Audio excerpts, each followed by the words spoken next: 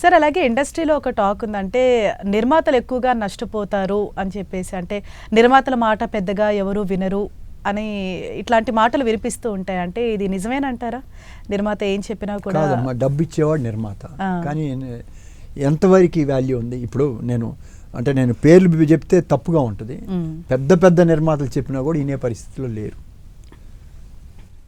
ఎందుకంటే వాళ్ళు హీరోలు కూడా, యంగ్ హీరోలు కూడా, అంటే కొత్త కుర్రాళ్ళు హీరోలు కూడా అంకుల్ అన్నీ బాగా మాట్లాడతారు, అంకుల్ మేము చూసుకుంటాం మీరు ఉండండి అంటున్నారు.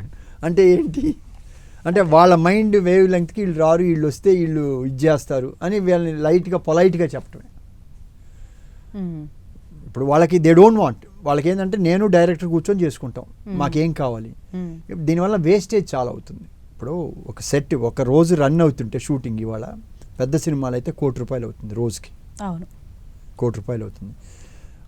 ఏదో ఒకటి రాదు, టైంకి రాదు, షూట్ క్యాన్సిల్ అంటే లాస్. ఆ రోజులో డబ్బుకు వాల్యూ చేసేవాళ్ళం. స్క్రిప్ట్ రెడీ చేసి స్క్రిప్ట్ని చదివేవాళ్ళు, రీడింగ్ ఇచ్చేవాళ్ళు, డైలాగ్ వర్షన్. అంటే మనకు కావాల్సింది ఎంత టైము, ఎన్ని రీళ్ళు, 1:40 నిమిషాలు, 1:50, రీడింగ్ టైం ఎంత, అన్నీ చేసి అన్నెసరీది ఎడిటింగ్లోనే కట్ చేసేవాళ్ళు ముందర. అంటే ఈ సీన్ నుంచి ఈ సీన్కి ఏం చెప్తున్నావు, 5 సీన్లు వెళ్తున్నాయి, మ్యాటర్ ఏమి వెళ్తుంది, దాన్ని డైరెక్ట్గా లింక్ చేసేవాళ్ళు. అంటే ప్రతి పైని వాల్యూ చేసేవాళ్ళు. ఆ రోజున camera reel costly, so reel ఎందుకు వేస్ట్ చేయడం అని చెప్పేసి అప్పుడు ఎంత 35,000 40,000 ఇది ఉంటే సరిపోద్ది. కానీ 1,50,000 2 లక్షలు 3 లక్షలు తీసిన వాళ్ళు కూడా ఉన్నారు.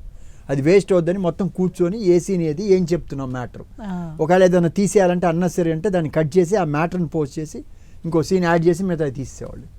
ప్రతిదీ కాస్ట్ లెక్కేసేవాళ్ళు. ఇవాళ లెక్కేయట్లా, అది డిసడ్వాంటేజ్.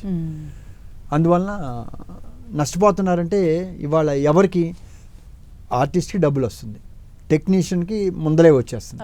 టెక్నీషియన్ ఏ రోజు డబ్బు ఆ రోజు వస్తుంది. ఒకవేళ పెద్ద సినిమాలు అయితే వారం తర్వాత ఏదో వస్తుంది, వాళ్ళు పెండింగ్లు ఏమి ఉండవు, ఎప్పుడెప్పుడే లాగుతారు, అందరికీ వస్తుంది. నిర్మాతకి ఏంటి రెమ్యునరేషన్ ఏముంది? కనీసం వాళ్ళకి ఒక రెమ్యునరేషన్ డైరెక్టర్కి ఉంటుంది, అందరికీ ఉంటుంది. నిర్మాతకి 5% ఉందా, 10% ఉందా? అతని జీతం అనుకొని అతను నెల డ్రా చేసుకోవచ్చా? లేదు. అడిగితే మీకే కదా మొత్తం లాభం మీదే అంటారు. ఇంకా అంతకుముందు ప్రొడ్యూసర్ కింద మన రైట్స్ ఉండేవి, నెగిటివ్ రైట్స్ ఉండేవి, ఇవన్నీ ఇవాళ అవి కూడా లేవు. బికాజ్ ఇప్పుడు ఇవాళ వచ్చిన ఈ ఛానల్స్ కానీ లేకపోతే ఓటీటీ కానీ వీళ్ళు మొత్తం పర్ఫెక్చువల్ తీసేసుకుంటారు. ఫ్యూచర్లో వచ్చే అవి లేవు. సాంగ్స్ మీద వచ్చేది అది లేదు, మ్యూజిక్ మీద లేదు, టోటల్గా పోయింది.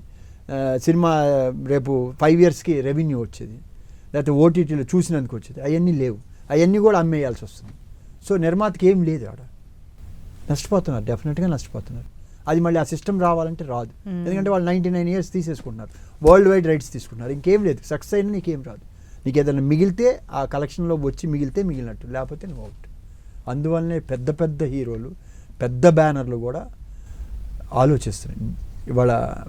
అంటే టాప్ మోస్ట్ బ్యానర్స్ కూడా 1-2 సార్లు తీట్లా, ఎవరైనా మంచి కథ తీసుకొచ్చి లేకపోతే వాళ్ళ ఫైనాన్స్ లేకనో లేకపోతే సగం చేసి వచ్చి చూపిస్తే అలాంటి వీళ్ళు తీసుకొని టేకప్ చేసి పబ్లిసిటీ ఎలా రిలీజ్ చేయాలి అలాంటివి చేస్తున్నారు పెద్ద ప్రొడక్షన్స్. అవును సార్. అంటే ప్యాషన్ ఉన్న వాళ్ళు కూడా అది అయిపోయారు. అవును, అది